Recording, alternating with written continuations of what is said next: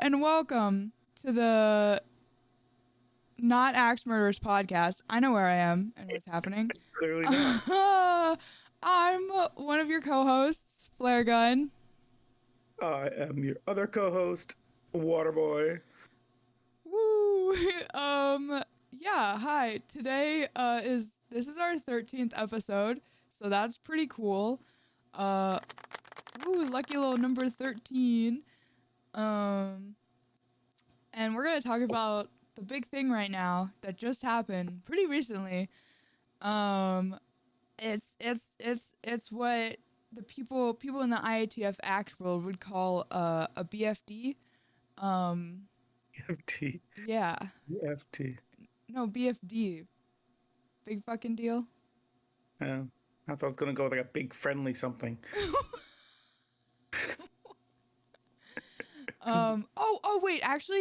Wait, it should be BAD. It should be bad for Big Axe Deal. That's what it should be. It's a bad deal. It is a bad deal. Okay. Very nice. Yeah. Anyway, we're gonna be talking about round 1 today. Of the IATC Wilson Cuppies. The big boy tourney warney. So, what is it? What is it? What is it? Yeah, what's round one? No. I mean, yes, No. but that. What is round 1? What is round 1? Yeah. Round 1 is many things. Okay, I would describe round 1 as it is the first part of the qualification to get into the World Championships for IATF axe throwing, and you have to basically qualify for round 1, and then by throwing round 1, you can qualify to throw in Canada at the final tournament. It's like basically a qualifier. It's a round 1 qualifier. Correct. But the way to get to that round 2 is there is only a select number. So there's 256 slots in the main event. I think we talked about that before with you. I've talked with you about it. Anyway, here's that. X amount of the bids are already divvied up to people who have won a major or a grand slam. So say I know there's an exact number. I don't know it off the top of my head. I think it's almost close to half now. It's a little less than half, but I think it's pretty close to it. I think it's less than that, but it might be. It might be. You're probably right. Right. I think it's only like 56, and the last 200 spots or something are all up for grabs. Oh wow. Okay. That's what I think it is. Because you think about it, it's not many grand slams and majors throughout the year. That's true, but some of them, like the grand slams, like they have majors. It's multiple spots that they're giving out. Correct. Those give out 3, and then majors give out 1. Yeah. But anyway, for whatever sake, we'll just say it's 56 spots are for the tournaments and 200 are left. Those final 200 spots are then divvied up among the remaining, all the affiliated venues, and then those spots are up for grabs as you compete for that qualifying. So our venue of Urban Baltimore got 6. Shoot! Ow! Spots. I'm so sorry. I just need my whole desk, and my camera went flying. Okay. Oh, that really fucking hurt. Okay. I'm sorry. It's okay. Are you okay? Yeah, I'm good. I almost broke my monitors. It's okay though. We're so good. I think you're a little more important than your monitors, but you're right. Your monitors are important. I think, you know what? I think I would that's debatable.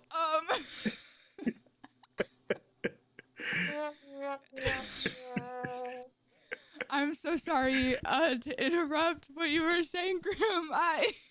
Oh no! Well, of course. Let's totally not look past the fact that you just almost took a took a fall with everything going on. It wasn't even a fall. I was like sitting down, and I don't know, my leg just like, I was just trying to move, and it fucking got stuck, and then it fucking like flung up, and the desk of my monitor, and it's like kind of like flimsy a little bit, so it just like whoop, boom, and I was like, well. Ow. Anyway, my clumsiness aside, the spots in round one. I think the best part was that your AI, I'll call it your AI. It's not AI. Figure. What? Okay, whatever. Sorry. What is it? Fine. Tell me what it is right now. Get it out there. It's a VTuber model. Okay, fine. Your VTuber model. You can also just say character or model or just literally anything else other than AI. Literally anything. Any other word. I'm just going to call it AI now just to piss you off. I'm loving it. I am loving it. All right, you're a VTuber AI model. An artist spent thousands of hours drawing this model and rigging it. Fuck AI. How do you know if the artist wasn't AI? Ooh. What do you... I don't know. I'm just trying to get under. I'm just trying to get under your skin, okay? All right, your VTube blogger character created figure thing. Now it was. Oh wait, what's behind you? Is there a sheep behind you or a llama? It's a llama. Hold on, let me move. Oh, there it is. Please don't move and like knock into something else. No, I won't.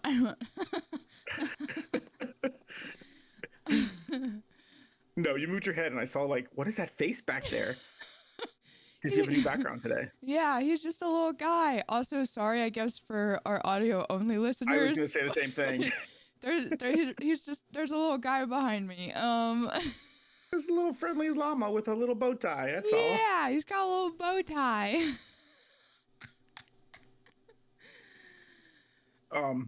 Yeah. Anyway, your character reacted funny when you fell. It was great. Again, also, sorry for the ones who are just listening.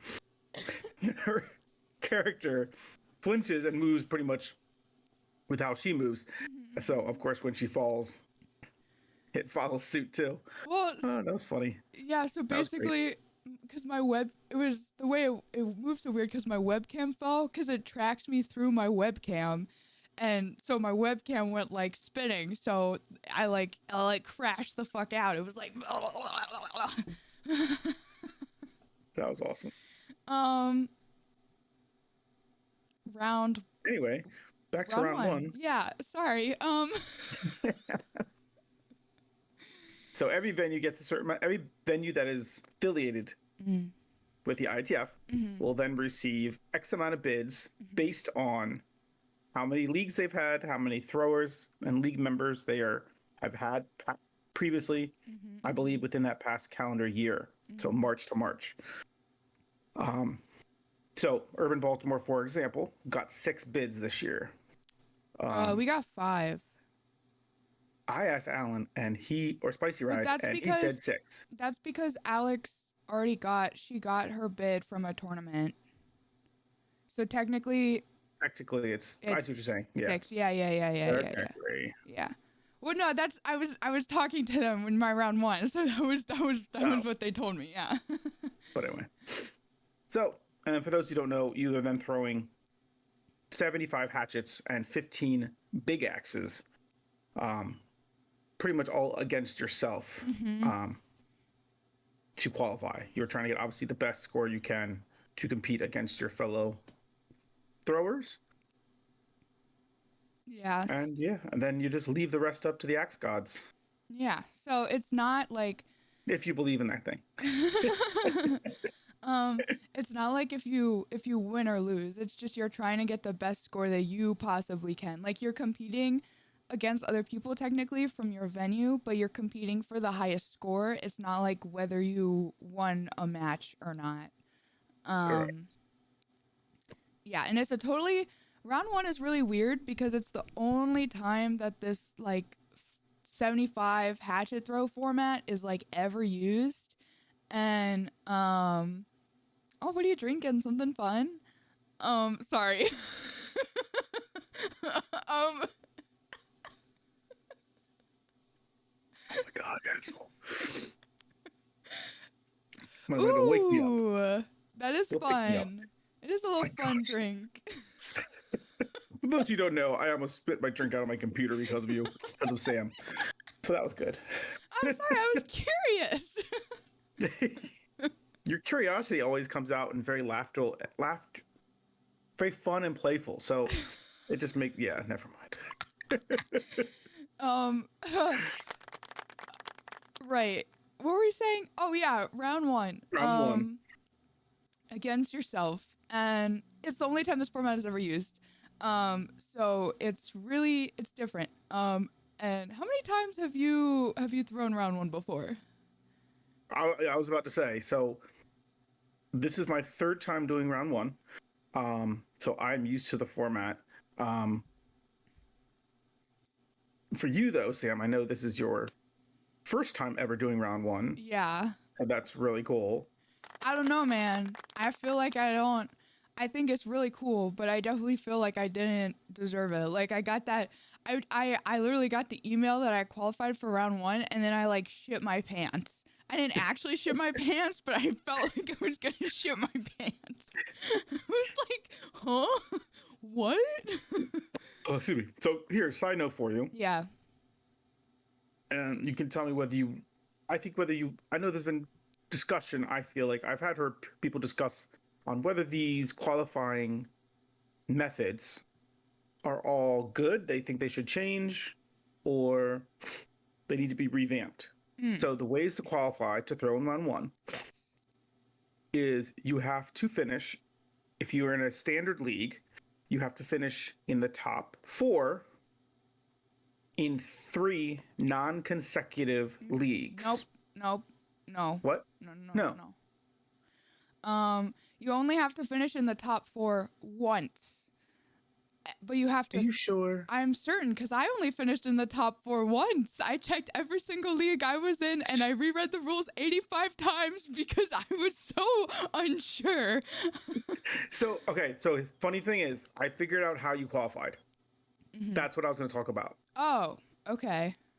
So, all right. So here, I'll just go through each of the ways that I know, and then. Okay, yeah, maybe I didn't qualify how I think I qualified. All right, I'll just let you speak. I'm gonna shut up. Yeah, unfortunately you didn't, but you still qualified through the method that is true. So yeah, top 4, on a standard league in 3 non-consecutive leagues between that time period of March to March. Same thing then applies to a Premier League, three times non-consecutive, but in the top 8. But then you can also have an average of 70 or higher in 3 non-consecutive. And then finally, which we can bring it up and put it on the Instagram. Mm-hmm. You have to, if you participate in 3 non-consecutive leagues without forfeiting any weeks, you also qualify. I.e. you. Wait, that's it? That's all you have to do to qualify? Correct. Huh. So as long as you're there between weeks 1 through 8 the entire time, or 1 through 7 if you don't make the playoffs, I'm assuming, you qualify if you do that 3 times non-consecutively. Wait, hold on. I found it on their website. But so this is what I thought. I could be wrong. But no, you're fine. Based off of what I read, because that's also what I read, but I thought you had to get top 4 1 time or top 8 1 time, and then on top of that, also participate in 3 consecutive leagues. Unless I misread it, but that's how I read it. Yeah. From my understanding, I don't believe that is correct, but we can revisit that. Because I was confused to how different ways people can qualify. I was also really confused. But you still qualify. I don't think there was any mistakes or anything like that. I think you officially qualified. Yeah. So I'm not disputing anything about you not qualifying. So if the IATF is listening, they do not need to revoke anything from you. um yeah, but it was really it Well, was an interesting experience. That's for well, I sure. was going to say, so this was your first time. Mhm. So what was your takeaways from it? What do you think of it? I thought that it was really different. I'm gonna preface with I literally did not practice this format once because unfortunately I've been a little crazy busy, so my axe practice has been big boy slacking. So I literally went into this format like totally blind. I was like, I knew what it was, but I hadn't thrown it. Um, Which is, let's say, some people have run into that situation. It's okay. yeah. And it was like, I don't know. I think I got really, I think I got really lucky, and everyone in the group that I was in was also like, kind of, kind of chill. You know what I'm saying? Yeah. Because I heard that some people, this can be a very, very stressful day, which makes sense, and some people can Agreed. get Yeah. emotional. Yeah, but it was fun. I liked it. It was just a little weird, is all. I thought it was weird that like you don't alternate your big axes because it feels like everyone's in like the lane, and like you're when you're doing hatchets and you're just switching, and then for big axe you just throw your 15 big axes, but it's not like, oh, I switch and then you switch. Like that felt really weird to me. Yeah. But that's just because it was just like, oh, it just feels like I'm practicing right now, but people are, I don't know. It was fine, I guess. It was fun. It was different. It's my takeaways. I did the same thing. So I qualified out of Medusa Meadery. Shout out to them. Mm-hmm. Um, so that's what I threw out of. Um, and I was in my time slot. I had Russian Vikings with me, and we would tap axes. Did our first 15, and then I would tap again, and I'd be like, "What are you doing? Get out of my lane!" And he's like, and he had to tell me, "Graham, what are you doing? Stay where you are. You remember, you stay there." And of course, I've done this before, so I should Yeah. know. But no, I did that like 2 or 3 times. I'm like, "Why are you not switching?" So I'd have to like walk. I took a 2 steps, and then I had to turn around, like I stay where I am. So I was very it's definitely grateful. something different to get Oh, you're go not ahead. used to when you've been throwing. Yeah, Yeah. I was grateful it that the definitely is. people I was with, they did tap with me because I feel like I would feel naked if we weren't able to tap. Like it would feel like wrong. Do you know by chance, if you want to use names, obviously go ahead, but um, do you know any axe handle names of the people you threw with? um, yes. I've thrown with two of them before in leagues, but the one I met for the first time, which was really interesting. It was also her first time throwing round one, and she has Oh, never cool. even thrown Premier before, so that was really interesting. That is very interesting. Yeah. She was like, "Yeah, I'll just something new." I was like, "Cool." I'm gonna feel like an asshole because I she told oh my god she told me her name and we did introductions and um yep, Well, I know you threw with Girthy, right? I did throw with Girthy, and then I also threw with Girthy John Silver. Miller. Miller, um okay. she He's has Miller is Miller. yeah, um and then oh she was so lovely, pink Do you know hair. what league it was? It was Oh, I can just check that. I can just check. Oh my god, I can literally just let me just pull up the heat schedule. I'm a silly little guy. Um uh Oh, let me I just guess you could also I'll just you send could this also look name at the to you master list. because oh, that's true, but there's no axe name for this name. Um they're a Wednesday person, so I hadn't Oh, okay. yeah, I hadn't met them before cuz I don't usually go Wednesdays here. I just don't know their axe handle. Um so I don't want to say Gotcha. the name, but yeah, everyone was lovely. But like I Good. said, yeah, I already knew two people that I threw with, so Well, that's um, cool. yeah. Um, I don't know. We had to get a warning from our coaches about like handling your emotions, and I think that really that did take me back a little bit. I was really surprised by that. And they were like, yeah, you would be surprised like how often that this happens. And I was like, oh wow. I mean, it's a very stressful day. But to be honest, can I be honest? I actually felt it at some point. Like I was like, oh, I kind of see why because I was like, at some points I felt like I was getting kind of frustrated with my throwing, and I just kind of wanted to be like, oh, like, you know, even in like a silly way, not like serious, just be like, oh, you know, like. But then I was like, oh, maybe I don't want to do that because I don't want to distract the person next to me, even if I am just being like silly and goofing off, you know? Yeah. So I think it felt serious for sure. Even if everyone there was like, you know, having an okay time, it was like a different level of seriousness. It definitely is. I believe at League I've talked to you about this. My first round one tryout, I guess you want to call it, or qualification. Yeah. I did was at Urban Baltimore, and that was definitely how the atmosphere. There was no warning in such of that, but there was no. I believe they closed the venue just for us.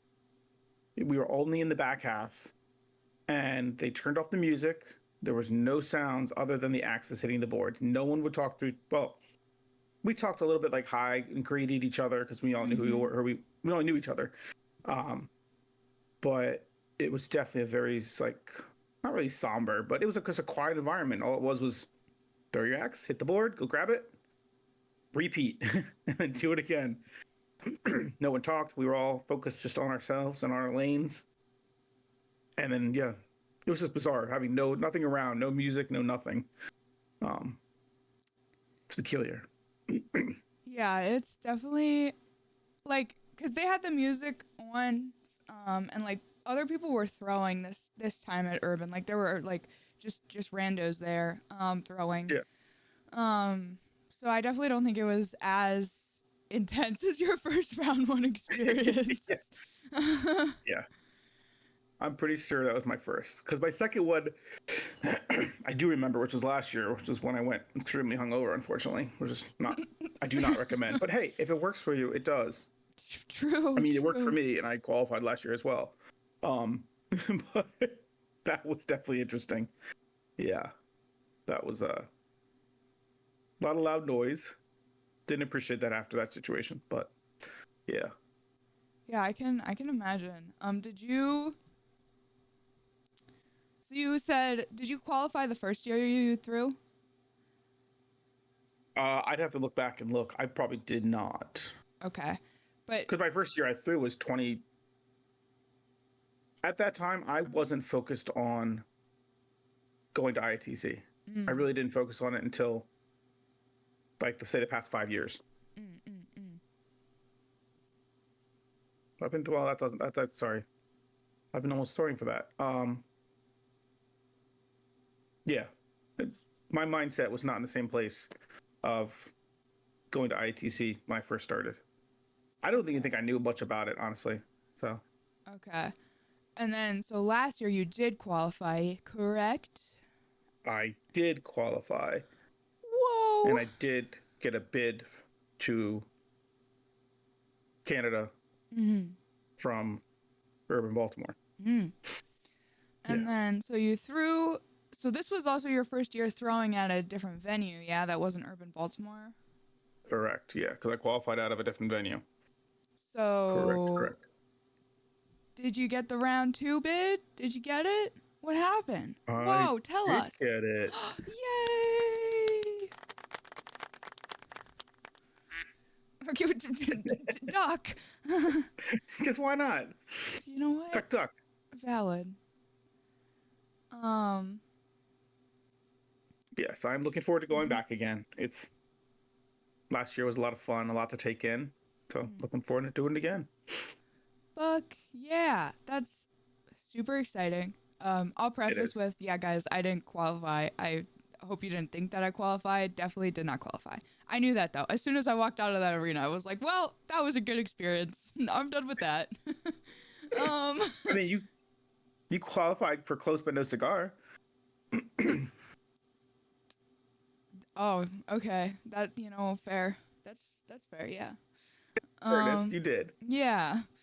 Um. But Yeah. But I knew that. Literally, I was like, I was not throwing my best, and I actually, I found out that the way that I throw is no bueno. So I have to make some serious changes that I'm like, I've not been doing good with so far.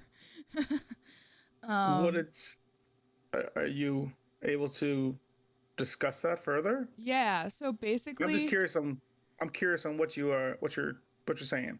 so when I throw, um, the like basically my hold on. Okay, yeah. The leg that I like don't step with or whatever, like Yeah, you have to make that full step, but for me my leg doesn't like come down. So basically I kind of like hold my leg in the air, but that's illegal. You can't do that because it has to be a full step. So and I didn't realize that I was even doing it. So your leg has to touch the like both of your legs have to come down into that step position. And correct. yeah, I didn't know that. So Alex was like, Sam, you gotta put your leg down. And I was like, fuck, thank you. I didn't even know. It was something I did. I was like, and noticed it like first throw immediately. I was told and I was like, okay. So I had to make that adjustment and like I threw okay, but it wasn't really as good as I wanted or I knew. But it's really crazy that I feel like just that like small change has uh kind of messed me up so much because I guess it messes with like almost my center of gravity and like where and how I stand. Because then I Tuesday night I for league I was trying to do the same thing. Obviously we're both my feet and I was throwing hot doo doo garbage and then I put my foot up again and then I fixed all my issues and I was like, well, I gotta fix this. um. I mean, that's good. Someone pointed that out to you. Mhm. It's definitely uh, it's definitely unfortunate to have to hear something from that, but it's all a positive thing to take from, Oh, I and agree. they're just trying. Everyone's just trying to help you be legal in your throw and make you better. So Oh yeah, yeah, yeah. I'm not saying it's a bad thing. If yeah. anything, it's a good I don't thing. know. And I'm I'm I'm just okay. processing. Blech. No, you're fine. Yeah, I'm really glad I was told. It's just something that I have to figure out because you got to be adaptable in axe throwing, and I think that is something that like I don't know. Sometimes it depends on what it is. Like if it's like, oh, you got to throw in this weird ass arena, then that's like whatever. But I feel like when I have to actually change like portions of stuff, you actually I think I just have to take the time to go in and like practice to make those changes. Yeah, Um agreed. It's yeah, just something to work on. exactly. Which isn't a bad thing. If anything, it's a good thing. No, not at all. Um Well, I look forward to helping you with whatever you need help with thanks. at league Thank and you. practice. So Wow. yeah, That's pretty sick nasty. I honestly feel bad that I've never noticed that you did that. I yeah, like I said, I don't feel bad, but I didn't even well, I think too at league like I think we pay attention for like what? Why? Because I missed it. Okay. I don't know. um I felt like doing. I haven't done drums in a while. that's you know what? That's fair. We love the drums. We do. Uh I think like we What pay about league? attention to like those big footfalls, like where like the obviously the big fat red fault line is, but like no one really pays attention. I mean, maybe you do. If you are in our league and I'm saying this and I'm wrong, I'm sorry. But people maybe not always pay attention to like those like small footfalls because people are always doing their own thing and like it's a very it's a very like particular thing to notice, but it makes sense that it was noticed like during round 1 where you have to pay attention to those things because it's really important. Um, yeah. I also, oh my gosh. Okay, wait. I gotta stop. This is just gonna be me talking about my throwing stuff, and we don't want to do that. So I heard that you had some tea that you wanted to discuss today. Some tea? Yeah. Well, I don't think I want to talk about any tea. Tea is just unheard of. What? I don't know. Okay. Some tea? Yeah. Some tea? Yeah, you know, like tea, like what's the in? What's the news? What's the gossip? What's the hot gossip? Yeah. I don't know if it's gossip, it's just I'm feeling I told you the hot gossip, but now I'm blanking on what way we're going with it. Okay, all right. I'll introduce it then. I'll cuz I remember basically so your home venue, you'd say it's urban Baltimore, right? Oh, that.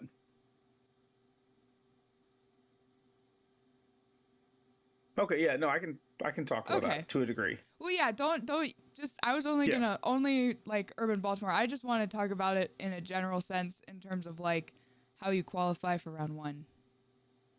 Correct. Yes. Yes.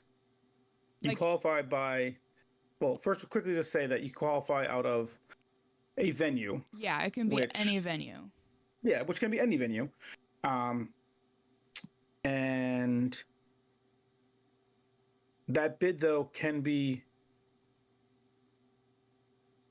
you can take a bid to somewhere else. If you're say out of town that week, but you're in a different town which has an Axe venue, you can do your qualifications at a different venue, and then your results will be sent back to your other venue. Mm-hmm. Does that make sense? So if I'm in Boston, for example, during round 1, I can throw my 75 up there, and then Urban Boston will send my results to Urban Baltimore, and then my results will still be calculated in Baltimore. I don't know where I was going with that. Anyway, the rules of throwing consecutive seasons and leagues can happen throughout many different venues. So I happen to qualify and throw more out of the wonderful Medusa Meadery. And I think the debate can come down to, is do we need that definition of a home venue? Yeah. Or what is a home venue? Because some of us, as you know, like me, I love to travel and visit different venues, especially ones that are nearby, i.e. Medusa, Choppers. There's plenty out there. And being in such a well-saturated, even X's and O's, in being in such a saturated area of some good rate venues, you could definitely start accumulating a qualification out of a different venue. My personal thing is, I don't think we really need a home venue definition. It just, because we like to travel, we like to be a part of our community that's everywhere. Yeah. So the whole idea of a home venue, to me, I don't really get the need for. But yeah. I think if you qualify out of a venue, you should be able to throw out of that venue. Because obviously if you qualified out of that venue, that means you threw enough anyway to qualify from there to begin with. Correct. But do you think that, like, okay, here's my question to you. Do you think that if you qualify in a venue, do you think you should be able to transfer that bid to throw out of a different venue, or do you think you should have to qualify out of, or throw out of the venue you qualify from? Or even if you, like, say you're in Boston that weekend, you throw out of Boston, but they still send it over. Like, do you think those numbers have to come from the venue you qualified out of versus, like, if you wanted to transfer your bid to urban Baltimore and then throw out of Baltimore, like, that would change, do you know what I'm saying? Yeah, I think I do. Okay. Yeah, if I go to, say, Choppers and throw 3 leagues at their venue, and then I come to Baltimore and I throw another 3 leagues, both of which I I meet the rule for qualifying for round one, both ways. Mm-hmm. I feel like then it comes down to I feel like the IATF then picks the one you did first, or they have a priority hierarchy. They have a flow chart of whichever you did first. So in my example, I qualified first through their little flow chart through Medusal, not through Urban, because I did so much on the Medusal end in the front end of my calendar year than Urban. My Medusal trumps the Urban bid, because I went back through my records and I saw I qualified either way. I had a bid. I could have probably asked if I could move my bid to Urban. Okay. And thrown with the Bourbon Baltimore. The Bourbon Baltimore? The Bourbon Bowl. The Bourbon Bowl. The Bourbon Bowl. All right, Kenny. Huh? Is that too old for you? Who's Kenny? South Park? Oh, I just never watched South Park. Oh, okay. If you were about to say I've never seen South Park or don't know the reference, No, I would have been up in flames. I know what South Park is. I just never really like watched it. So if you qualify out of two different venues for round one, I would say I'm on the fence on how you on whether or not you should be allowed to pick where you want to throw. No, that's not true. I would think you should pick the venue, or it should be given to you that you are going to throw out of the venue that you qualified out first. For me, it was Medusal. And I was happy for that. That was great. I get to throw round one out of a different venue. What if you move across the country halfway through the year? Do you have to fly back to qualify? Yeah, no, you wouldn't. So, well, that's the Boston situation I explained to you. Yeah. So say Urban Baltimore, I've been here at the beginning of the year, but then I fly and I start throwing out of a venue up in Seattle, because there's a Seattle Showdown, so I know there's a venue up there. And I finished my year out there. If I qualified at Urban Baltimore, I feel like, well, I know there's a rule. I could throw my 75 and then the scores would be sent back and my scores would be counted against the other Baltimore throwers. I just wouldn't be throwing with them. Okay. I'm pretty sure that is how it would work. Okay. That's weird. I believe there's probably a caveat. I could be like, hey, I just moved across the country. Yeah, probably. I feel like they would be like, ooh, maybe we'll give you an exception. Yeah, I mean, if I still qualified out of a venue on the other coast, I think there should be an exception rule. Because it's like I'm not flying all the way back across the country just to throw 75 hatches and then fly back home. Yeah. So I'm pretty sure there's probably an exception rule there, and there's probably a way to debate that with them and get that taken care of. Sorry. But I don't know. I think my whole thoughts on round one is that it's just weird. It is weird. I get that you obviously have to qualify for round two. And I do like that it's against yourself and it's based off of your throwing average. I do like that. But I think the way also that you qualify for round one is weird. So, okay.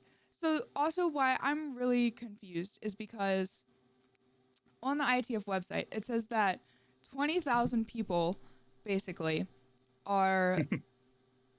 they were eligible to qualify for round one. But of those 20,000, only 2,100 people qualified for round one. And then obviously from that 2,100, only 252 make it to Canada in total. Correct. But 20,000 is a big number. Are there how are we getting what's happening here? Is this axeflation? 20,000. I know there's a lot of people in this community, and if it was 20,000, that'd be great. But if you have to, I don't know, man. I'm so confused. You got to remember that's the accumulation all over the world. True. But 20,000 is... That's why it makes sense, because you have Europe, you have the Australian family out there. So you have yeah. That's true. If you think about the big hubs of where we all throw out of, you have kind of USA, you have Canada, the UK, and Australia. Yeah. So if that's what it said on there, it seems very feasible. It's just that we're more saturated here in the US and Canada. And probably then comes your UK. I know Australia doesn't have as money, but they do throw there and have some. Yeah. That makes sense. So. I think it's. Does that help with your qualm? Yeah. I don't know. It's a lot to grasp. I know. It is. Your llama is still smiling, so that's all that matters. He's a smiley guy. So here's a question for you. Yeah. So I know this is brought up with other podcasts, this question. Okay. We'll get your take on it. So. Yeah. There is, again, for sake of argument, there's 256 people who make it to round 2. Okay. Say you take out 56 of them, that leaves 200 spots. Okay. All right, here's the question. Would you rather see those 200 spots be filled with the system that we do now, where affiliated venues have their throwers throw, and they get X amount of bids, and the people who qualify for those bids then get to take up the rest of those spots? Or do you think it should be, because most people say round 2 going for the Wilson Cup, it should be the best of the best? Mm-hmm. Or, with that being said, should you take the entire list after everyone is thrown round 1 and take the top 200 scores? Not by bids, it's just the top 200. Does that make sense? My question? Yes, it does. I've heard this question before. I think it's really hard because I can very clearly see both sides of the argument here. I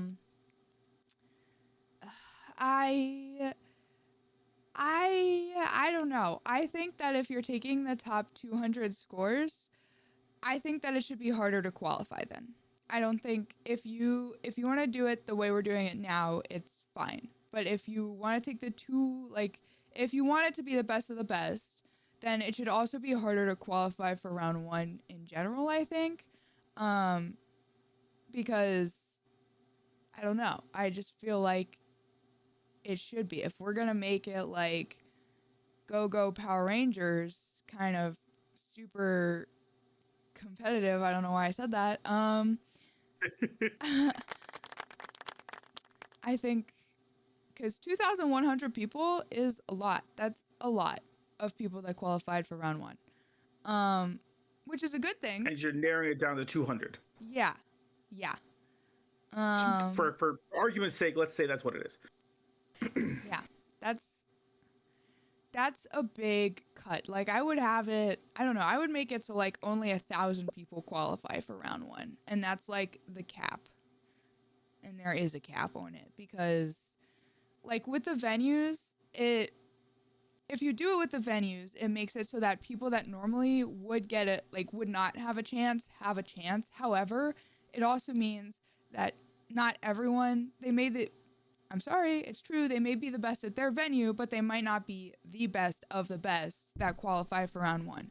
So it brings in basically a different crowd of people who may otherwise never get a chance to throw for the Wilson Cup, and I think that can have benefits. Like, it can, help create more exposure for like IATF venues in general, and it can make it more of an obtainable goal for some people to be able to throw in the Wilson Cup, because if it is just the top 200 people of all time, I'm gonna be honest, for a lot of people that makes something that may feel obtainable one day may never feel obtainable. However, I do also kind of agree that the Wilson Cup should at the same time also be the best of the best. So I don't know. I'm really wishy-washy. I'm very I can see both sides for sure. How do you feel about this question? I'm in agreement with you.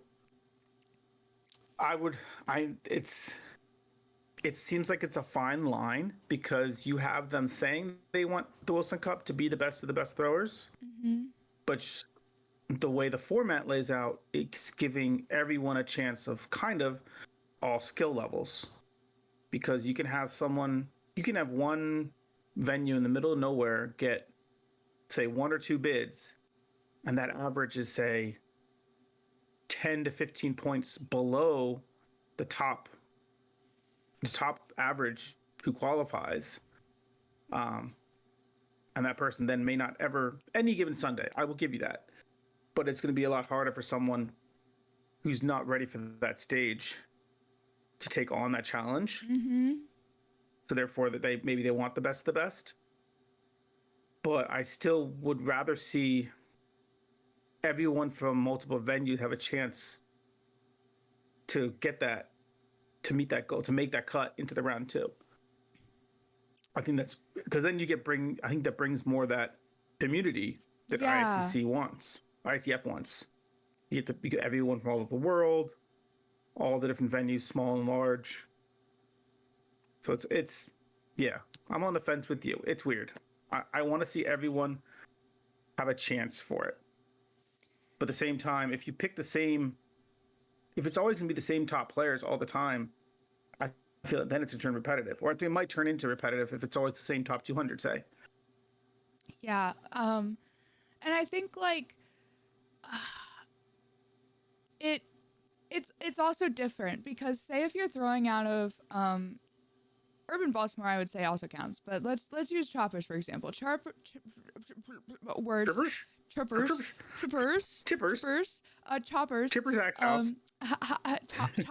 Choppers.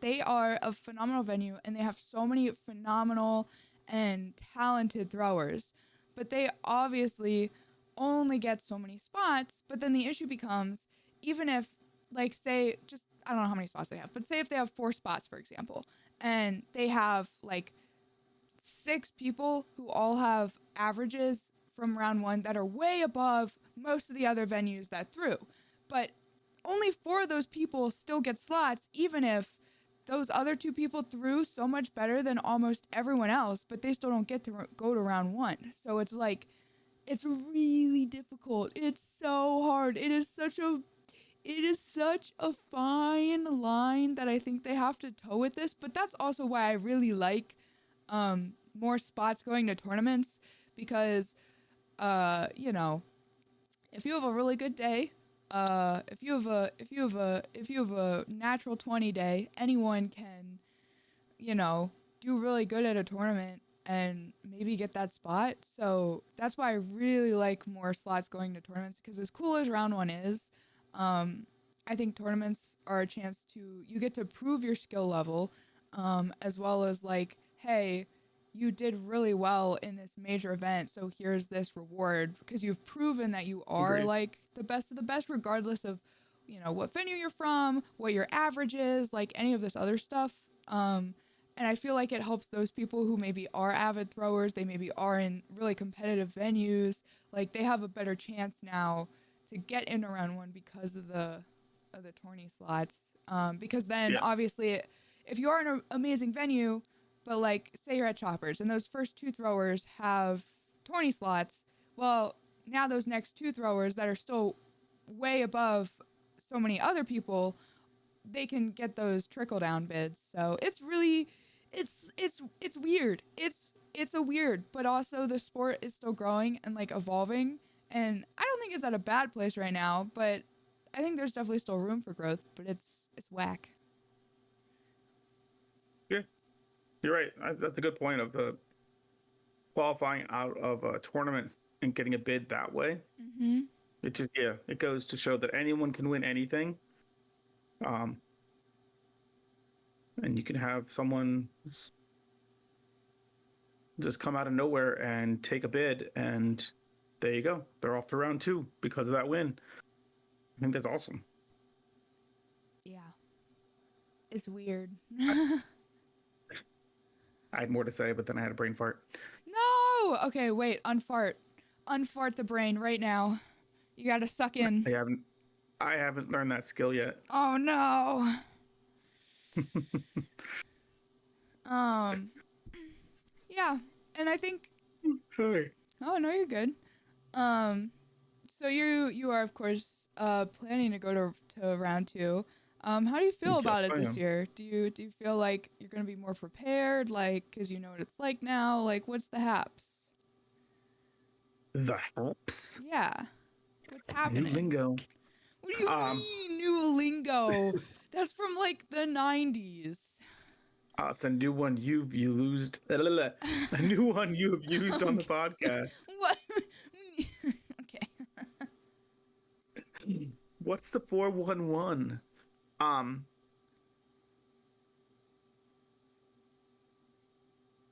just looking to do better than I did last year. Okay. That's really what it is.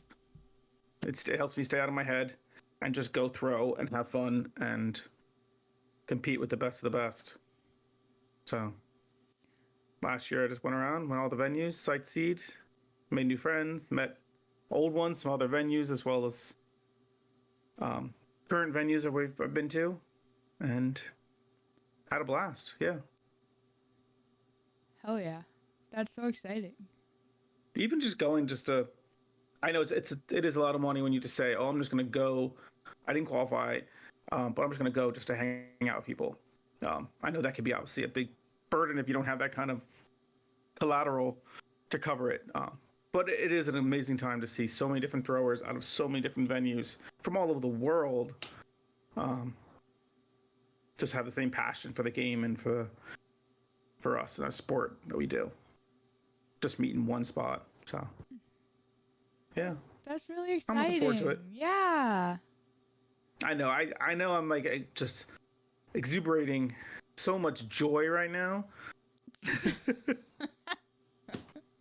It's okay.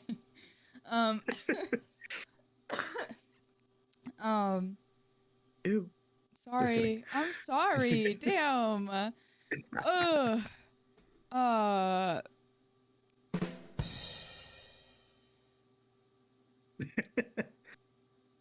I don't even know what we're. Oh, I guess we gotta do. Do you want to do our? You want to do the thing? You Yeah. want to do that? You know, the thing with the thing. The thing, the new thing. The thing with the letters. The thing, with the letters. They put them together. Yeah. Yeah, I think we could do that thing. Yeah. Do you want to introduce it? I'll be happy to introduce the thing with the thing. Okay. All right. Moving on. We are going to have a little fun and talk about. Oh my gosh, your facial instructions. Yeah. Thank you. Moving left and right. I'm sorry. You're.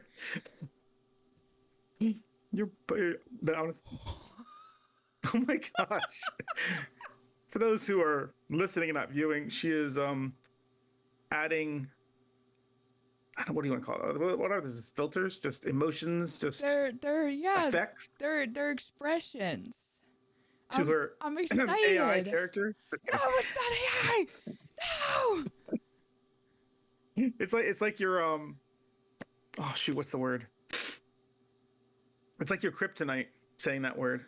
Saying those two letters together. It is. I hate it so much.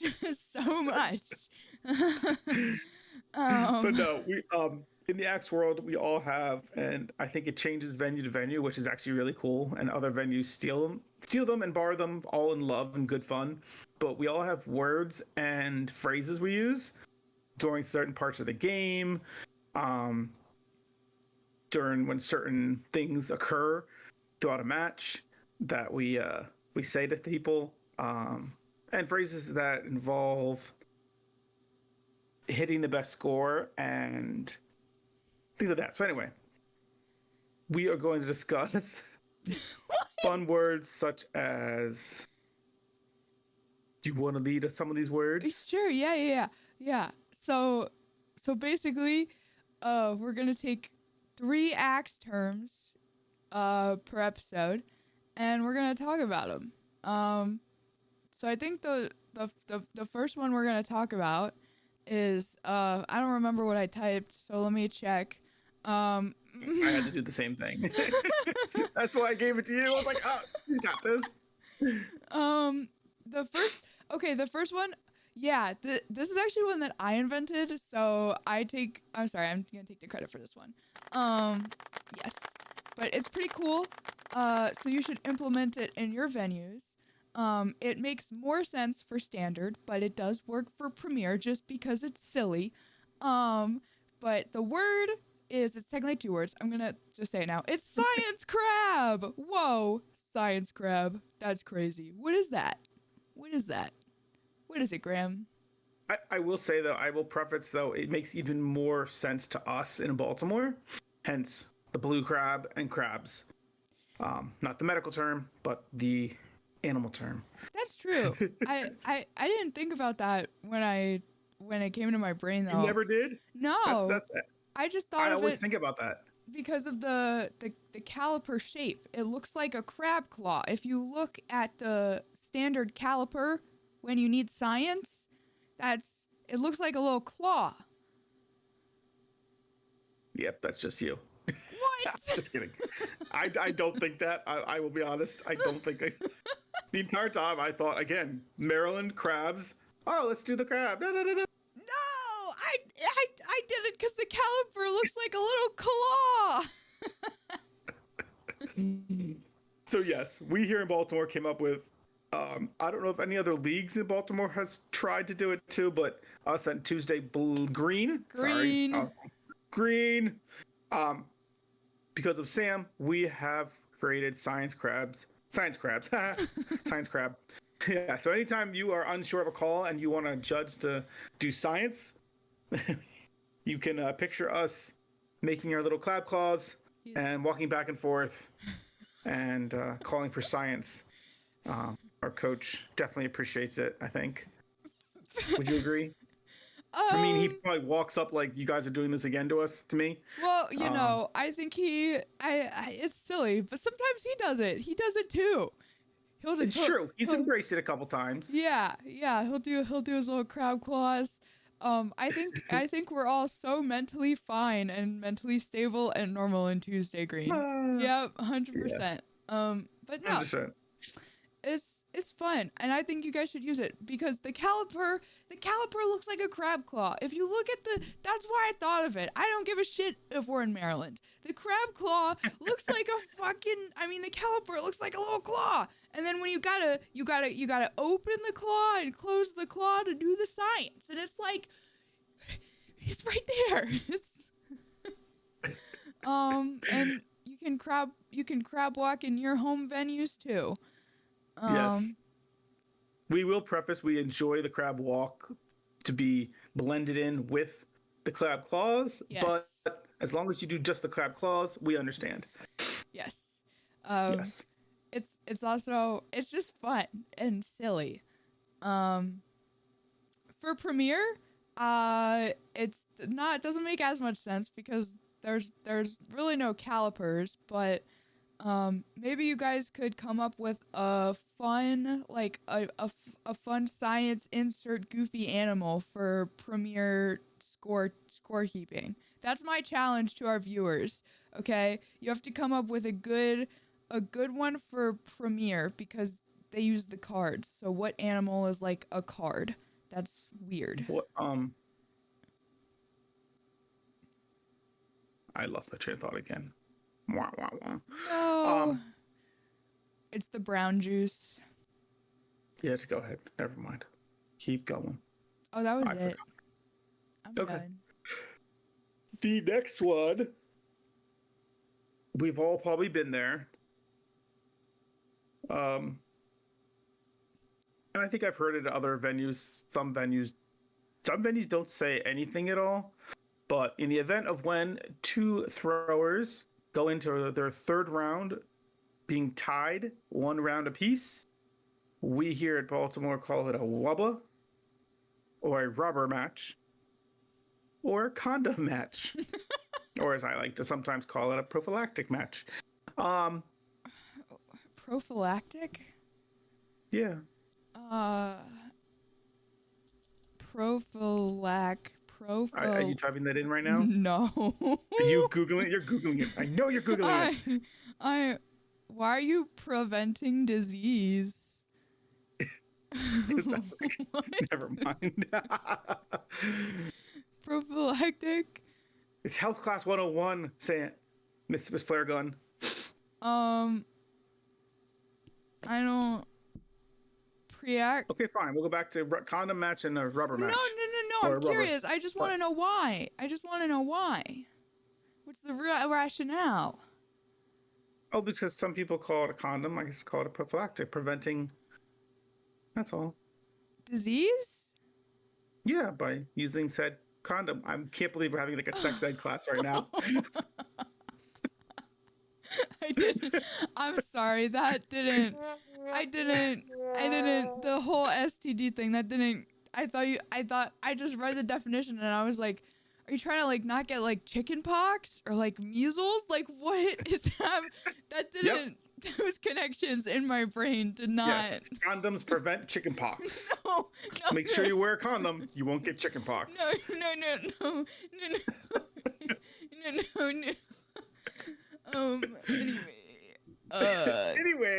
Anyway. Do you have anything to say on a Wubba? I don't know. I like rubber matches, but sometimes when I hear that it's a rubber match, it actually like stresses me out. I'm like, fuck, no. Because then I feel like there's more pressure, but they're also fun. So they are. That's like all I got for a rubber match. All right. If that's all you got. Oh. They also happen. You can do them at They happen at tournaments too. Wow, who would have guessed that? That is true. Yeah. And I don't know. I feel like rubber matches are like more tense. They are. Okay. There's a lot riding on the line, because obviously if you tie in the final, then you go to Big Axe. Yeah. Do you do you think that they make Oh no. Can you ever get into a rubber match with Big Axe? Can you ever have a really big condom match? I'm gonna have to say probably not. No, you can. The only in Big Axe okay. League. Yes, that's what I was gonna say. I'm like, if you're a Big Axe lead, yes, you can. You could definitely have a large wobble match. Okay. Well, do you think that would you consider it a Big Axe rubber match if they go bullseye and then you both hit clutch on the first clutch throw? Would that be a Big Axe rubber match? You're just having too much fun with this, aren't you? I'm actually. If I was having that much fun, I would be saying prophylactus. Prophylactic. There you go. The first word you said, it makes it sound like a disease. Do you have prophylaxis? No, guys. It's supposed to prevent disease. Yes, measles, mumps, and all that stuff. Next time on our next episode, we'll be joined by Flare Gun, MD. She's a doctor. She'll answer all your doctor questions. Yeah, Dr. Flare Gun here. I'm gonna diagnose you with Big Axe-itis. There you go. Yeah. You had too much Big Axe energy, and you gotta tone it down. Tone it down. Yeah. Do you have anything else to add about our wonderful wobble match? You didn't answer the question. I thought I did. No. Yes, I think you can call it that. Okay. Yeah. All right. That I don't know why we put that one on there. I feel like everyone knows that, but it's okay. The next one. All right, we got term number 3. Term number 3. Number 3. this was one that when I learned about it, I was like, whoa, that's crazy that we call it this. I can't believe that. Something I've learned about the Axe community, it's just, it's real open, that's for sure. Some people are, not everyone, but I've been like, I don't want to say jump scared, but like I've been like I've been like taken aback. You've been jump scared on several occasions, and I'm like, whoa, that's crazy. Okay. This term, you yeah. don't have this term yet. No, I don't have it. This term does not apply to you yet. No. But it will. Yeah. It will. No, I know. Well, I'm like right there. I just gotta not fucking think about it. My issue is I think about it and then I fuck up because it's literally, I'm like, whatever. Anyway.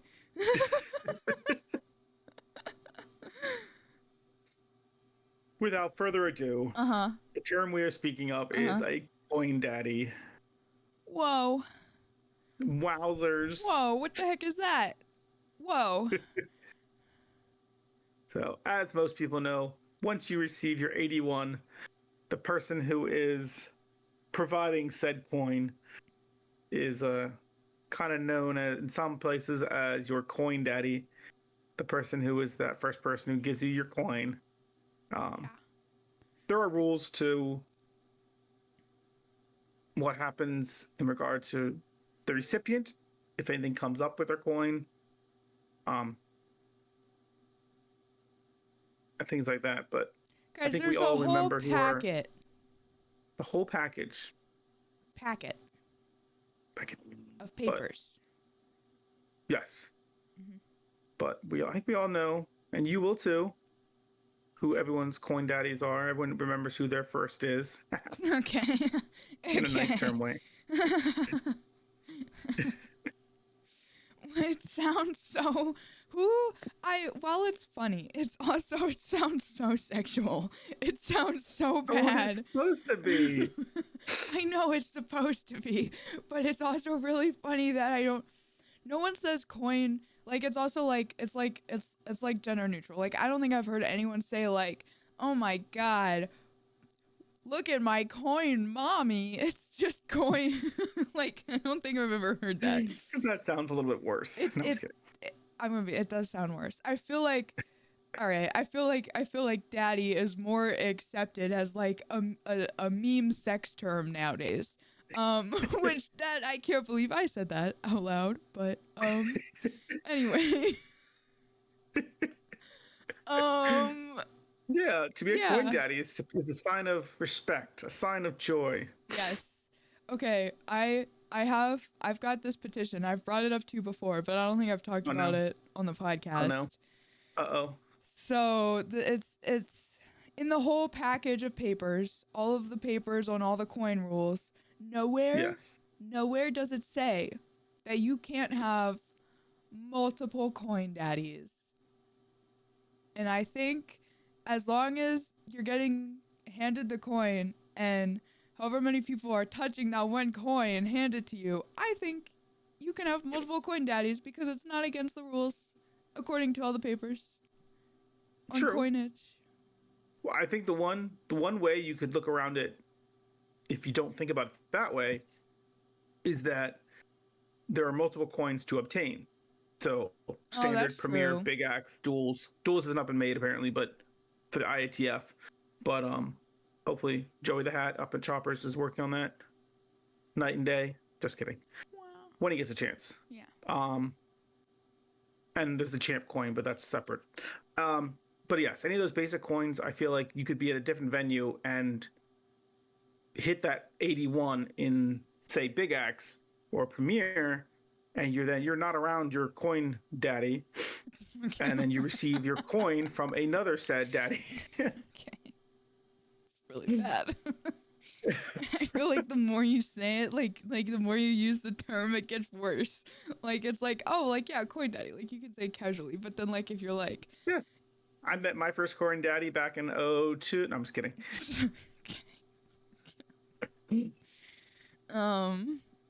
That's true. I didn't even think about that. That's also another way you can have a multitude of coin daddies is if you get multiple types of coins.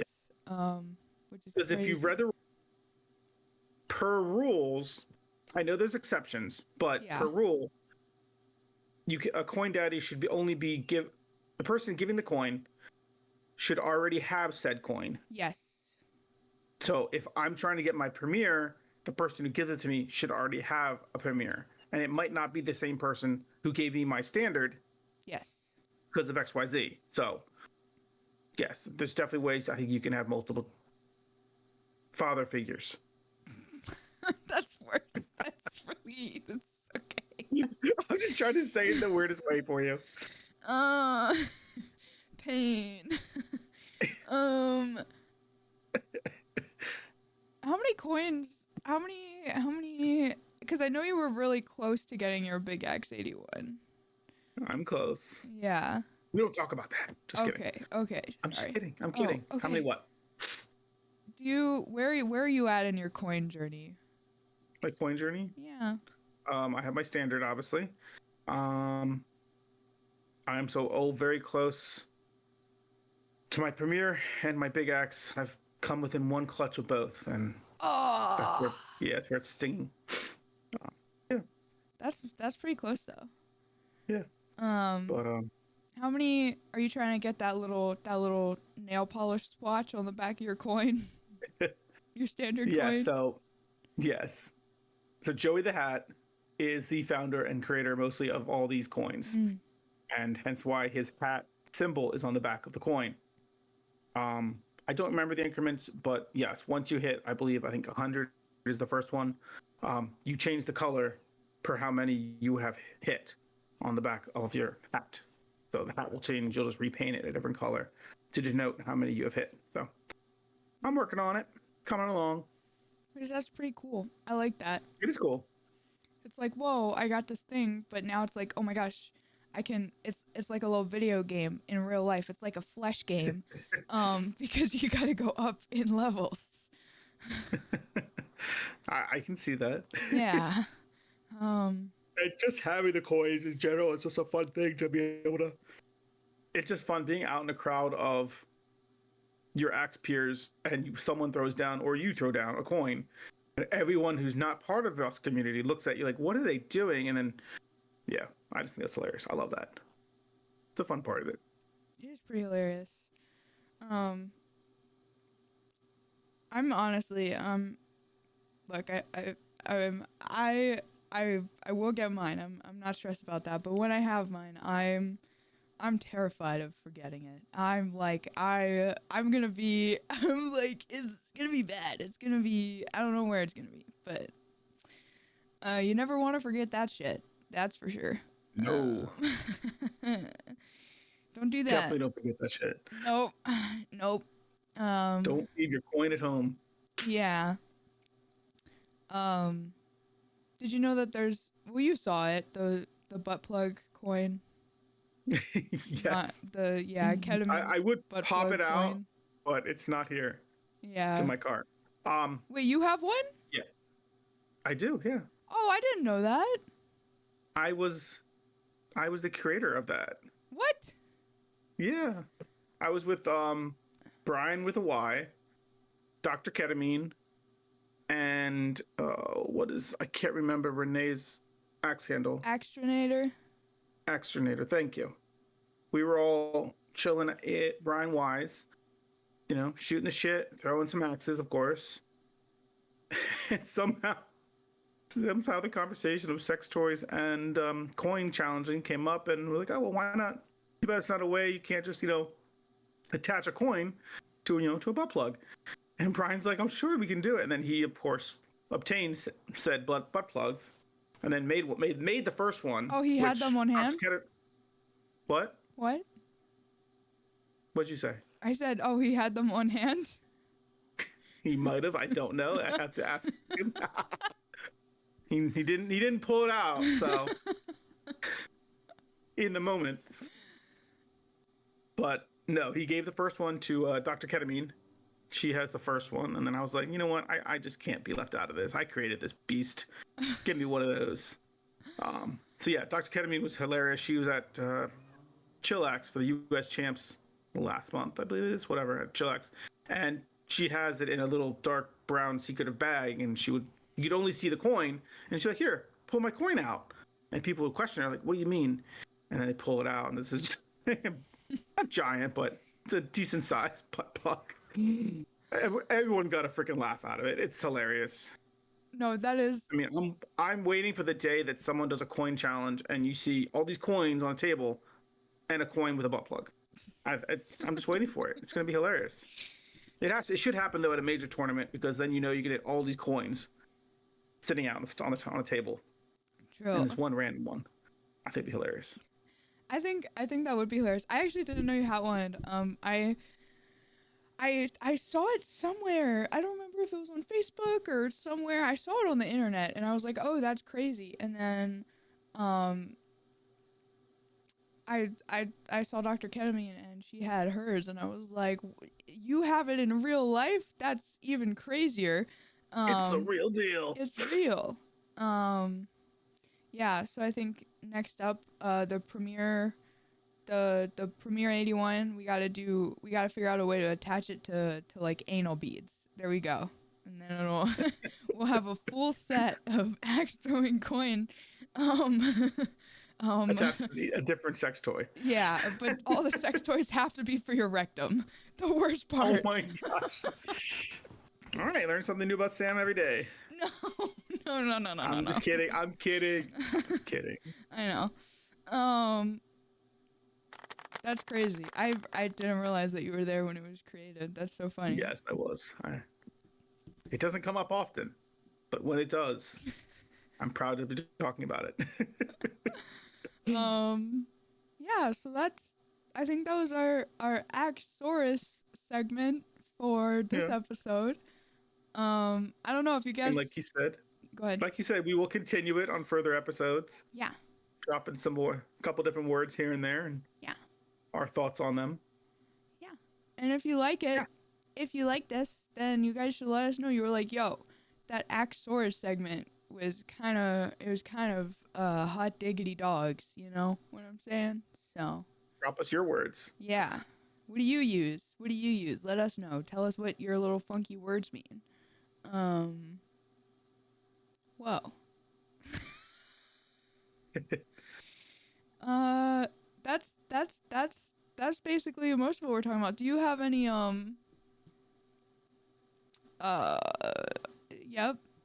yep, the thing that you said that you did, that you looked at for the thing that I know you use events.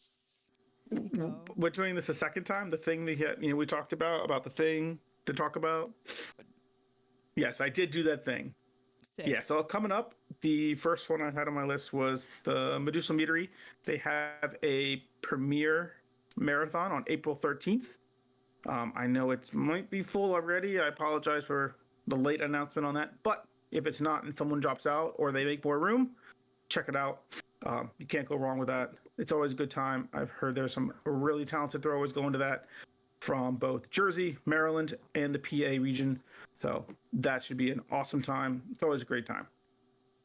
Following that, we have our Countess Cup at Choppers coming up. Ooh. Yes, April 25th through the 27th. As always, Choppers puts on a great event. This is your all women's non-binary event they have. They host it every year. It is always a great time. They, I believe, do skills. If you enjoy any of the other big events they do, this is no different. It's bonkers. It's off the walls. So check it out. I believe signups just went up for that one. And finally, one that's kind of off the beaten path is in Ohio. Ohio! The I've told you about is Throw, Ohio. That is May 2nd through the 4th at Timber Beast. They are a unaffiliated venue. They used to be a Waddle venue, which are now unaffiliated, but they are having a fun little weekend of games of a mix of Waddle / IATF. Oh my gosh, your facial expressions. What? I didn't. They created their own boards for all their events. They're wild. Like I said, they're a mix of Waddle and IATF boards, with a mix of hatchet, big axe, and knife, and then blending the 3 skills all together and duels and sing. And so yeah, it sounds like a very good time. Whenever I know more people you say duels, it really fucks me up. It really like fucks me up in the head. I know it messes with people with throwing bows. Always gets on my case too. He's like, "You mean doubles?" Yeah, I mean duels. Yeah. No. So No. I know. It's All they're right, those... different. They're different. All right, they will be having a doubles. There you go. Events too. Much better, thank you. Oh, you're welcome. Your little freaking AI. It's not. It's not AI. It's not just doubles, it's duels. In Waddle, it's duels, but it's not Waddle. Well, this is unsanctioned, so it could be whatever you want it to be. You're right, it could be, and I didn't say that you were wrong. I just said it trips me up whenever you say that. Whenever you say duels, it trips me up. That's all I said. Oh, flare gun. Oy vey. Oy, wet man. I'm trying to get that to catch on. You guys should call the water boy wet man now. Oh my gosh. It's really off-putting. We don't need this to catch on. You know what's gonna happen is, I know what you're gonna scheme. You're gonna scheme the same thing you did to Barbecue. You're gonna try to run a petition. I don't to get everyone to change my name to Wetman. Look, I don't think our coach would let me pull that again. Okay, that was. You're right. Hey, that was a good pull. It was for all very of you good. listeners, viewers out there. Sam took it upon herself. One of her friends, who is also a thrower at our Tuesday Green, he had his name as his IRL name. Yeah. His real name. And as everyone knows, you're gifted your axe name. Usually, it's come up somehow in some fashion or way. So unfortunately, one week he had to miss league because he had car trouble. His car caught on fire. Yeah, for lack of a better term, his car caught on fire. He is okay. He is okay. Yeah, it's why this is funny. It's because he's fine. If he wasn't fine, obviously this would not be funny. Yeah, his axe handle might be something different. Yeah. But anyway, because of that said event of his car catching on fire and him preventing him getting to league, he is now forever known as Barbecue, thanks to Flare Gun. No. It's Flick's idea. Oh, was it Flick's idea? Yeah. My bad. Well, Flick came up with the name, and then I came up with the idea to do the petition. It was Flick's name. Okay. Yeah. And then our coach said he will change it as long as 100% of all of us agree to sign a petition. So we found a piece of scrap paper. Everyone signed their name or axe handle name to prove that we agreed. We even got the people who had to call out that particular day to text us in. So we got their official word it was okay. Yes. And we changed it, and he actually was great. That thrower did not know the difference of what was happening until his name was called. Yeah. And he loved it. He looked a little confused, but he loved it, which is great. We asked him. He said it's fine. I love it. Yeah. So. If obviously I know this guy. If he was going to be upset about it, it would not be. It would be different. But our coach is very much like, he was like, I can't do that without consent. Like, he's got to be okay with it. And I was like, but is there any way that we could, just like get around Work that? Around it. Yeah. Yeah. So that was very funny. That was a. That works. That was good. Yeah. Yeah. That's all I got for this episode. That's all we got. Yeah, that's all we got. So thank you so much for watching. Make sure to subscribe to us on YouTube and like and comment or listen on Spotify. Thank you for the audio listeners. We love you guys. you know, hashtag parasocialism or whatever. Do you know what that is? Graham? Waterboy? What? What? You just like zoned out and then you just laughed. I always zone out. You see me? Do you know what? What? Do you know what woke up. parasocialism is? Yeah, it's a pair. It's usually a tart pair. And it's very social in parties of 4 or more. And yeah. Maybe we'll explain that next time on NAMP. But this has been episode 13. So thanks for listening. I think that's it. Oh yeah, right. We gotta do our. I almost forgot. We're not. Oh, you almost missed it. I did. You almost missed it. We're not axe murderers here. We're axe throwers. Yeah. Wait. Why did you? Wait. That would have been so good if you didn't. If you didn't. Why did you hesitate? Because you were still talking. Oh. Okay. We're not axe murderers here. Fuck. Okay. We're not axe murderers here. We're axe throwers. Oh, that was actually so good. That All was right. really good. Okay. Yeah. Goodbye. Goodbye, everyone.